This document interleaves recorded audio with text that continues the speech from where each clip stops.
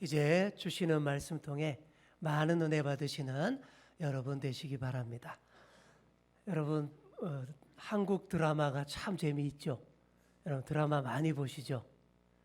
옛날에는 막장 드라마도 참 많았는데 막장 드라마에 정말 많이 나오는 장면이 있습니다. 이런 장면이에요.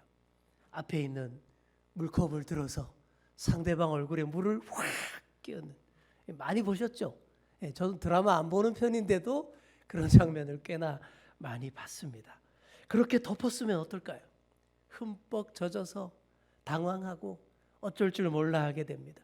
그런 물벼락 맞는 장면이 너무 식상해서 그런지 한 번은 김치로 싸대기를 팍 때리는 장면도 나오더라고요. 그렇게 물벼락 맞으면 일단 진 거예요. 심하게 당할 때는 물벼락이 아니라 김치로 싸대기를 맞기도 하고, 재수 없다며 소금을 덮었을 수도 있습니다. 일단 내가 많이 잘못한 부분이 있을 때에 그렇게 당하는 것이고, 그렇게 덮었으면 영 기분이 나쁘고 찜찜하고 좋지 않습니다. 여러분은 앞으로 사시면서 이럴 일 없기를 바랍니다. 물벼락 맞는 일, 소금 덮어 쓰는 일 절대 없기를 바랍니다. 자, 그렇지만 우리가 덮어 써서 좋은 게 있어요. 아니, 믿는 우리가 반드시 덮어 써야 할 것이 있습니다. 뭘까요? 물벼락도 아니고 소금도 아니고 성령의 부으심입니다. 하나님의 거룩한 영, 성령이 반드시 우리에게 부어져야 합니다. 흠뻑 적셔져야 합니다. 그래야 우리가 신앙생활을 제대로 잘할 수가 있고 행복하고 기쁜 신앙생활로 이어갈 수가 있습니다. 그래서 성경에 보시면 성령의 기름 부으심이라는 표현을 많이 씁니다. 기름을 붓는다, 기름을 바른다라는 표현은 특별하게 구별한다라는 뜻이에요. 특별하게 구별한다. 그래서 옛날에 왕을 세울 때에도 기름을 부어서 세웠고, 제사장을 세우고 선지자를 뽑아서 보낼 때도 기름을 부어서 특별하게 구별하고 사명을 맡겼습니다. 그런 직분들을 더 잘 감당할 수 있게 해달라고 기도할 때에도 더 기름을 부어 주옵소서, 이렇게 많이 기도하기도 했는데 바로 여기에서 나온 말입니다. 그래서 우리도 다들 성령의 기름으로 한 바가지씩 다 덮어 썼으면 좋겠습니다. 자, 우리 옆에 계신 분께 이렇게 말해 주겠습니다. 성령의 기름 한 바가지씩 덮어 씁시다. 아멘. 성령의 기름 부으심을 받아야 내가 이 혼탁한 세상과 구별될 수 있고, 또 능력을 위임받아서 큰 일을 잘 감당할 수 있습니다. 오늘 본문 말씀이 바로 그런 얘기인데, 본문 전체가 베드로의 설교 내용으로 다 되어 있습니다. 지난 주일 굉장히 중요한 말씀을 전해드렸는데 안타깝게도 지난 주일이 설날이라서 많이 오시지 않았고 못 들으신 분들이 많을 거예요. 여러분 꼭 지난 주일 설교 영상 찾으셔서 꼭 들으시기 바랍니다. 중요한 말씀이니까요. 지난 주일 그런 말씀 드렸어요. 오순절 성령이 강림한 놀라운 사건이 일어났는데 그것을 제가 성령 개통식이라고 표현을 했습니다. 따라해 볼까요? 성령 개통식. 개통식이라는 말은 이제 시작됐고 열렸고 앞으로 계속 그렇게 통한다, 그런 뜻이죠. 마가의 다락방에 120여 명의 사람들이 모여서 간절히 기도할 때에 급하고 강한 바람 소리와 함께 불의 혀처럼 갈라지는 현상과 함께 그들에게 성령이 폭포수처럼 임했습니다. 그리고 성령에 감동한 그 사람들이 하나님에 대한 말을 하기 시작하는데 아주 신기한 방언 현상이 나타났어요. 그때 오순절 명절을 지키려고 세계 각지로 흩어졌던 유대인들이 다 몰려와서 예루살렘에 있었는데 그들이 사용하는 언어도 제각각이었는데 예수님의 제자들이 하는 말을 들어보니 모두 자기가 살던 지역의 그 언어로 다 알아듣게 그렇게 말하는 거예요. 아니, 그 무식하고 외국어 전혀 못할 것 같은 갈릴리 출신 사람들이 유창한 외국어 방언으로 다 알아듣게 하나님 말씀을 증거하니까 깜짝 놀랄 수밖에 없었습니다. 하지만 어떤 사람들은 이렇게 조롱을 합니다. 아유, 저 사람들 죄다 취했네, 취했어. 술 먹고 주사 부리는 거야. 이럽니다. 새로 담근 술을 마시고는 맛이 가서 저런다라고 조롱했습니다. 사실 그런 면이 좀 있긴 있어요. 술 취한 것과 성령으로 충만한 것이 겉으로 보기에 조금 비슷하게 보일 때가 간혹 있습니다. 하지만 술 취함과 성령 충만은 분명히 달라요. 그래서 베드로가 이렇게 반박하며 말하기 시작합니다. 그때가 제3시, 우리 시각으로 오전 9시다 이렇게 말을 합니다. 아침 9시부터 한참 일할 시간에 누가 술 먹고 이러겠냐라는 거예요. 우리가 술 취한 게 아니라 성령에 취한 것이다 이렇게 말하면서 설교를 시작하는데, 구약 성경의 요엘서의 말씀을 가지고 설교를 시작합니다. 17절과 18절 말씀 한번 보시기 바랍니다. 하나님이 말씀하시기를 말세에 내가 내 영을 모든 육체에 부어주리니 너희의 자녀들은 예언할 것이요 너희의 젊은이들은 환상을 보고 너희의 늙은이들은 꿈을 꾸리라. 그때에 내가 내 영을 내 남종과 여종들에게 부어주리니 그들이 예언할 것이요. 아멘. 세상의 마지막 때, 그러니까 말세의 때에 이런 일들이 있을 것이다 라고 오래전에 요엘이 예언한 그런 예언의 내용입니다. 여러분, 말세라고 말하죠. 말세가 언제일까요? 세상 끝이 말세인데 그게 언제냐 이거죠. 옛날부터 계속 말세라고 얘기했습니다. 교회가 세워지던 때 예수님이 살아생전에도 말세라고 얘기했습니다. 그런데 이게 다 틀린 말이 아니에요. 성경이 가르치는 말세는 이거예요. 늘 오늘 내가 사는 시대가 말세입니다. 바로 지금 어느 시대이든 지금 내가 살고 있는 그때가 나에게 말세의 때. 이게 성경이 가르치는 말씀입니다. 말세에 하나님께서 성령을 부어주신대요. 왜 부어주실까요? 어렵고 험난한 말세를 잘 견디고 이겨내라고 부어주시는 겁니다. 말세라는 게 만만치 않아요.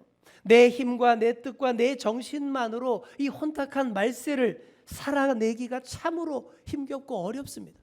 그래서 사람들이 말세의 시절에는 뭔가를 자꾸 의지하려고 해요. 많이들 의지합니다. 많은 사람들이 우리와 다른 주님을 의지합니다. 아시겠죠? 술주자 주님을 의지해요. 말세의 때에 사람들이 술을 많이 의지합니다. 부어라 마셔라 먹고 죽자 그럽니다. 그렇게 흠뻑 취해서 힘든 현실을 회피하려고 해요. 하지만 그렇게 해서 말세를 이겨낼 수 있는 게 아니에요. 그건 그냥 현실 도피일 뿐, 내 몸부터 망가지고 내 영혼과 감정까지 피폐해지는 길입니다. 우리는 술 취할 것이 아니라 다른 것을 의지할 것이 아니라 성령에 취해야 하는 줄 믿습니다. 성령의 부으심이 없으면 정말 이 말세의 시대를 이길 수가 없어요. 말세는 하나님이 진노를 쏟아부으시는 심판의 때이기도 합니다.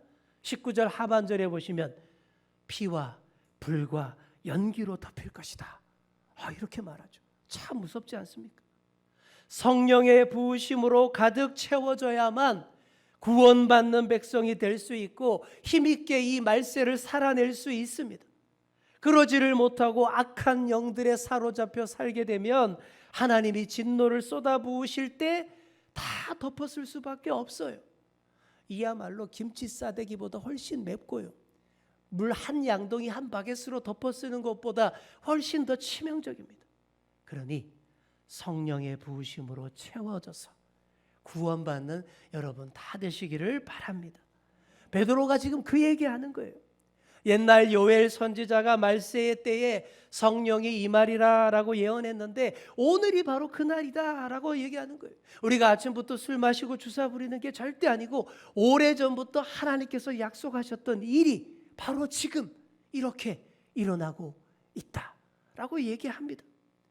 자녀들이 예언을 하고 젊은이들이 환상을 보고 노인들이 꿈을 꾸리라 이렇게 요엘 선지자가 예언을 했죠. 한번 따라해 볼까요? 예언, 환상, 꿈. 자, 이 모든 것들은 하나님 말씀에 대한 다른 표현입니다. 뭐 꿈, 환상 이러니까 아주 허황되고 아주 신비하고 뭐 그런 걸로 착각하지 마시고, 여기서 말하는 예언, 환상, 꿈은 하나님 말씀을 일컫는 표현인 거예요.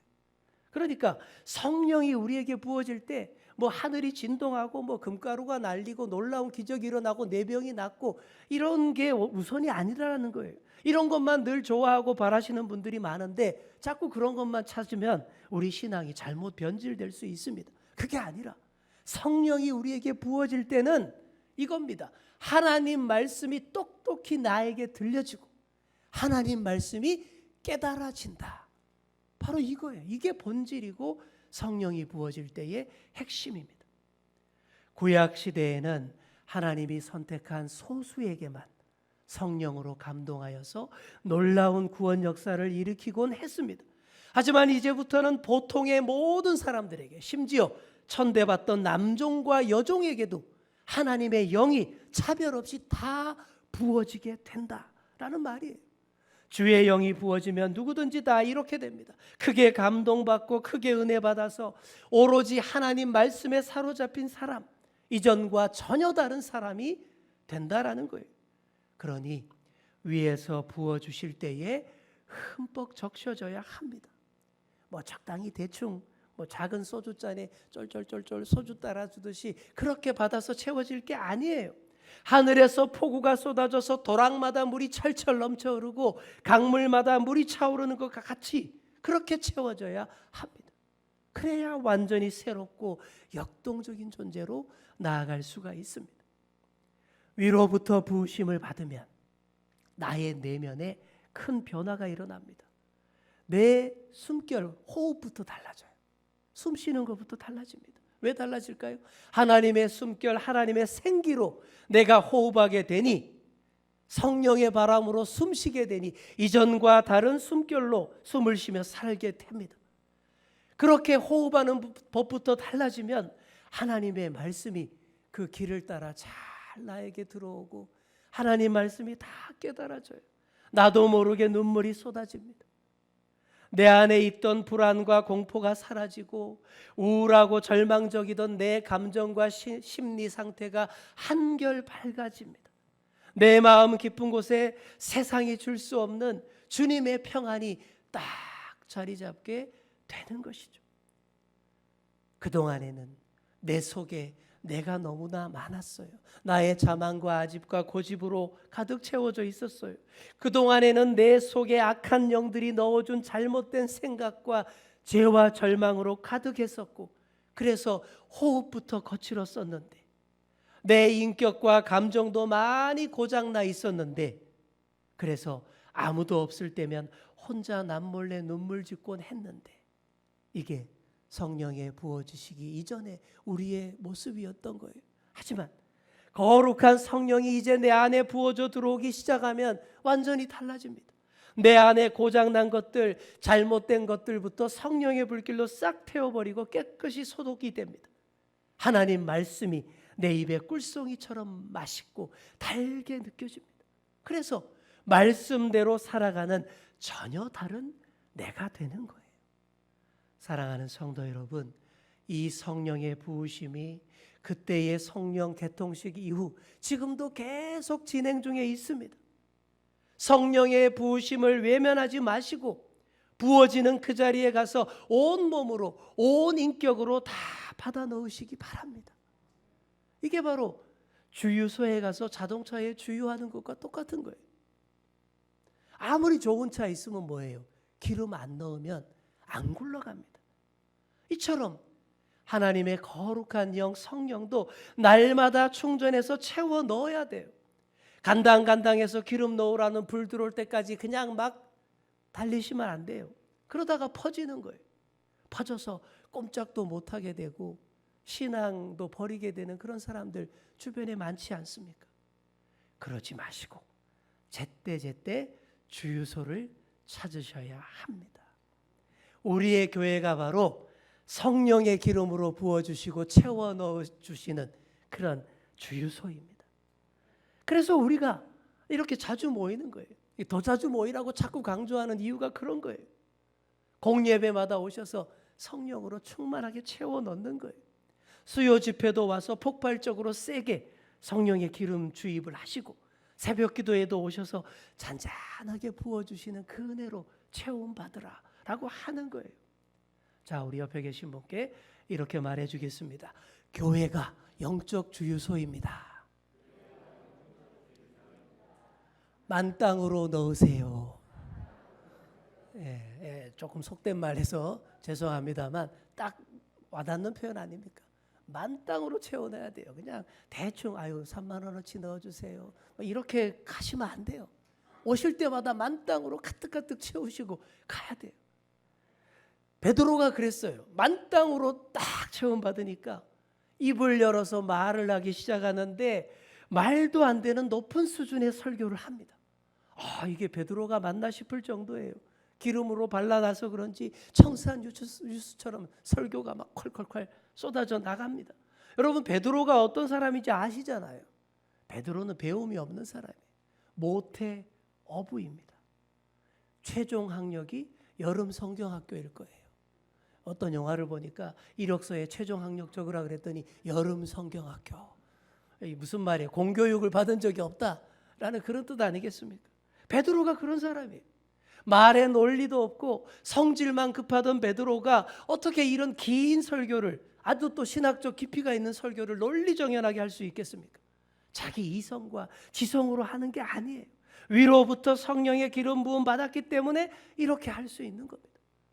다른 제자들도 다 마찬가지예요. 다들 이전에는 겁쟁이 쫄보에 다른 사람 앞에서 말 한마디 제대로 못하던 사람들이었어요. 예수님 잡혀가시는데도 두려워 떨면서 그냥 다 도망쳤던 사람들, 예수님을 모른다고 3번씩이나 부인했던 그런 제자들이었습니다. 하지만 성령이 부어지자 완전히 전혀 다른 사람들이 된 거예요. 가장 뚜렷한 변화가 그들의 입이 활짝 열렸다라는 사실입니다. 당당하게 크게 외쳐서 사람들 앞에서 자신 있게 말하는데 다른 말 안 했어요. 하나님의 큰 일을 말했습니다.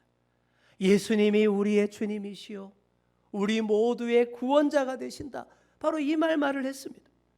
구약 시대의 교회는 거룩하게 희생 제사 드리는 교회였지만 이렇게 신약 시대 이후의 교회는 모두가 입을 열어 크게 큰 소리로 선포하고 외치는 교회가 된 것입니다.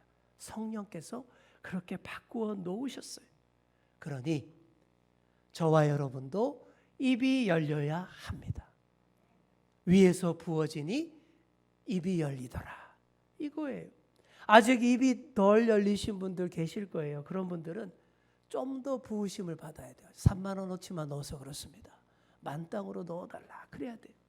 찬송 부를 때도 조그만하게 찬양하시고 입도 조그만하게 벌리신 분들 더 크게 입을 벌려서 찬양 드리셔야 돼요. 통성 기도할 때 입이 잘 안 열리는 분들 역시 더 성령 충만함을 달라고 기도하셔야 됩니다.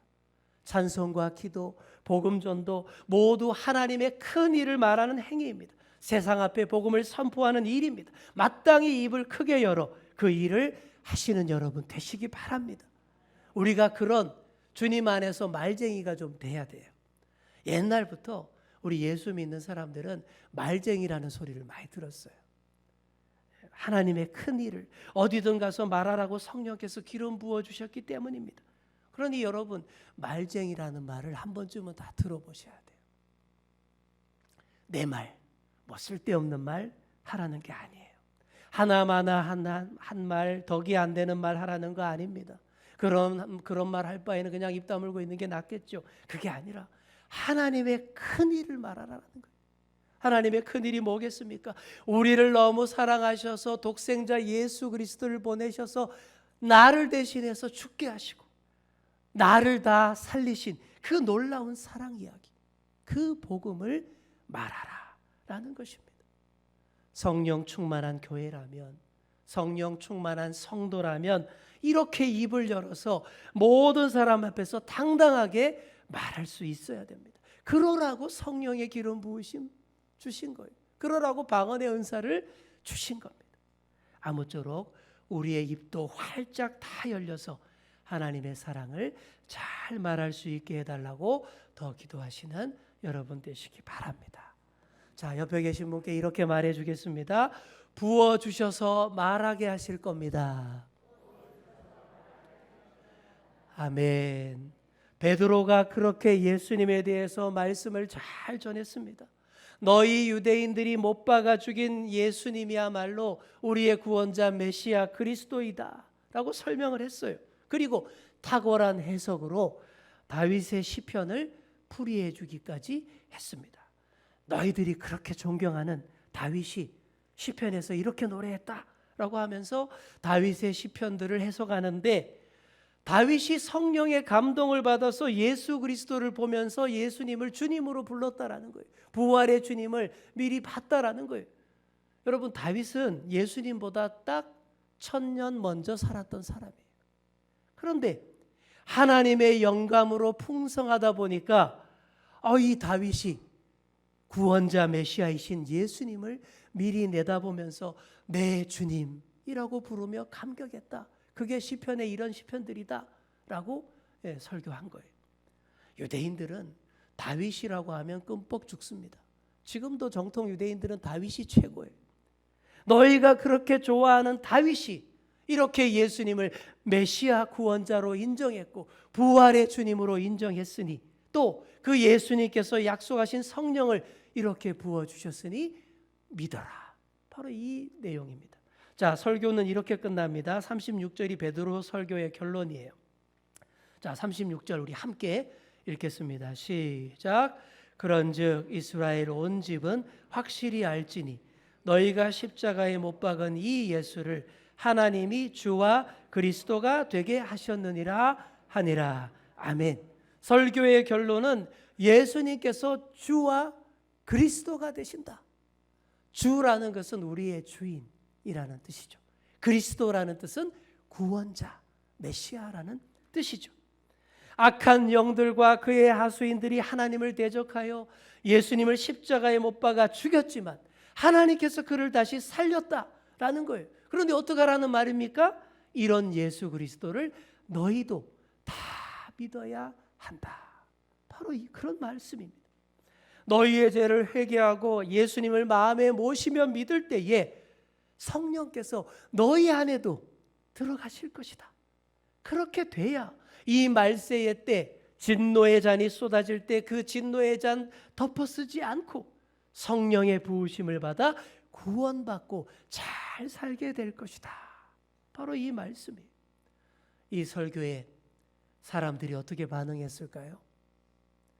자막 나갑니다. 다음 주 이 시간에 계속됩니다. 다음 주일에 어떻게 그 설교의 역사가 나타났는지 묵상하도록 하겠습니다. 오늘 말씀에서 성령으로 부음받은 베드로가 전혀 다른 베드로, 완전 낯선 베드로가 되어서 복음의 핵심을 잘 말했다라는 사실 우리가 살펴봤어요. 위로부터 부어지니까 되는 거예요. 교회가 바로 이렇게 세워졌고 성도가 바로 이렇게 세워진 사람들입니다. 사랑하는 성도 여러분, 위로부터 부음받기를 간절히 사모하시기 바랍니다. 성령의 부으심으로 흠뻑 적셔지기를 바랍니다. 어떤 분들은 이거 이상해지는 거 아니야 그러면서 외면하고 꺼리는 분들이 있어요. 그럴 필요 없습니다. 흠뻑 적셔지도록 내어드려야 돼요. 그래야 여러분의 삶의 호흡부터 달라집니다. 숨쉬는 법부터 달라져요. 모든 삶과 뜻과 인격에서 성령께서 하시는 일이 보이게 됩니다. 그렇게 되면 모든 삶의 모습에서, 인격에서 예수 그리스도의 그림자가 진하게 서리는 것이죠. 아주 매력적이고 멋있는 그리스도인이 될 수 있습니다. 그런 여러분 다 되시기 바랍니다. 그런 산재물로 잘 살아가시고 능력 있게 하나님의 큰 일을 잘 말하고 다니시는 그런 저와 여러분 다 되시기를 간절히 축원합니다. 기도하겠습니다. 주님 감사합니다. 오늘 주신 말씀 가슴에 깊이 새기며 이 말씀 붙잡고 세상 속으로 우리의 일상 가운데로 담대하게 나아가기를 원합니다. 위로부터 부어주시는 성령의 기름 부으심이 우리에게 충만하게 있기를 소망합니다. 성령의 말하게 하심을 따라 우리의 입을 열어 하나님의 큰 일을 말하는 저희들이 다 되게 하여 주옵소서. 감사드리며 예수님의 이름으로 기도드립니다. 아멘.